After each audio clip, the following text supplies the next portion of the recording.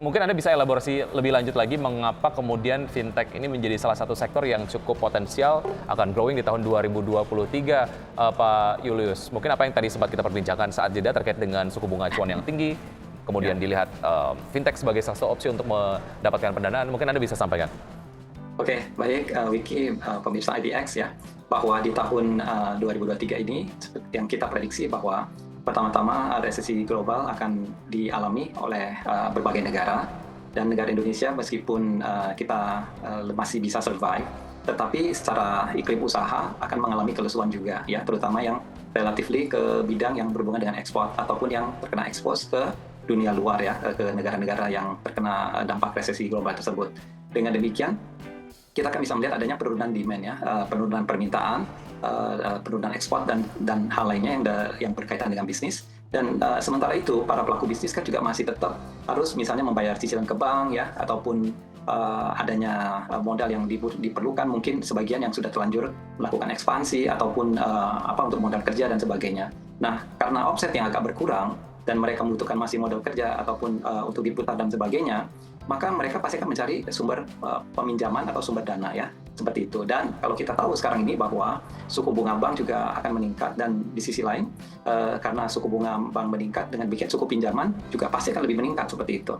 Dan oleh karena itu mereka membutuhkan dana cepat, mau nggak mau mencari mencari pinjaman alternatif seperti pinjaman online seperti itu ya, atau mungkin pinjaman bisnis, pinjaman teman seperti itu ya, biasanya bunganya 2%, 3% sebulan gitu loh. Tapi karena kalau mau pinjam ke bank lebih tinggi lagi, ya mau nggak mau ya pinjaman gelap ini jauh lebih aktif ya, dan mungkin bunganya lebih rendah seperti itu, mungkin 3-4% seperti itu ya, di per bulannya yang mereka harus bayar, dan tanpa agunan seperti itu, dan cepat tanpa hassle kayak gitu lah, tanpa terlalu banyak dokumen yang harus diurus seperti itu. Dengan demikian masyarakat harus lebih mewaspadai pinjaman-pinjaman yang ilegal seperti gini ya, atau pinjaman online, jangan terjebak ataupun ke dalam skema ataupun ke dalam gaya hidup yang terlalu membuat nanti pusing di kemudian hari. Ya ini kita sebut dengan tadi know your limit, dan istilahnya kita tahu bahwa kita harus bisa mengukur pertumbuhan kita harus bisa mengukur omset kita, mengantisipasi omset kita ya dengan kemampuan kita ya. Jangan lebih besar dari pasar dari tiang atau nafsu besar tenaga kurang seperti itu. Oke, artinya kalaupun memang ingin mempertimbangkan untuk bisa meminjam dana dari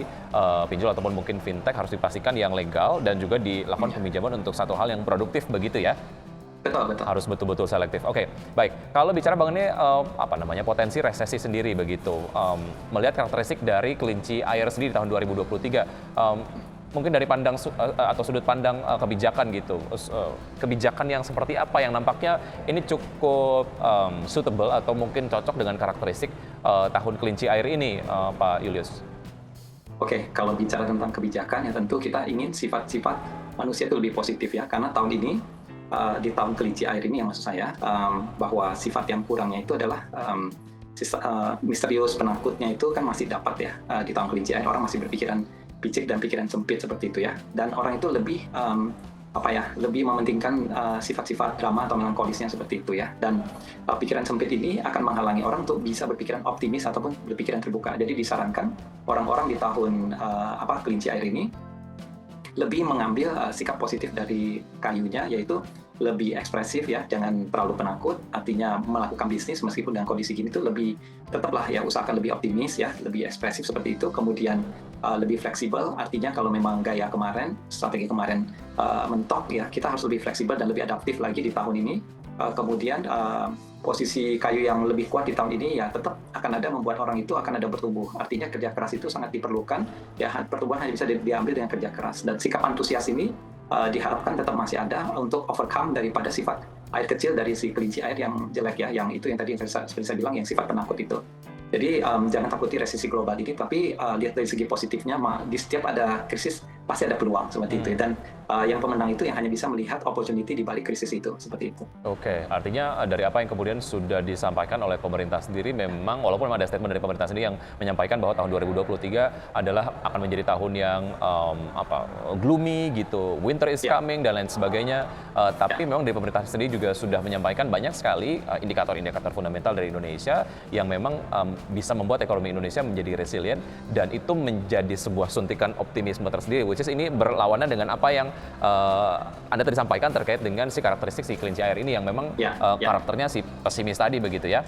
Ya. Oke. Betul. Ya, silakan dilanjutkan Pak Julius.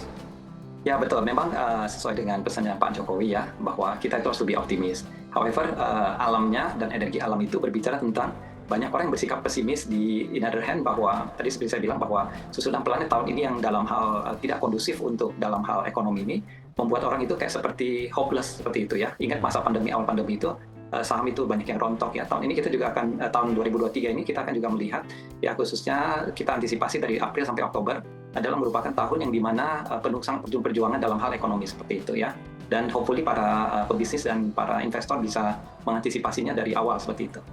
Oke.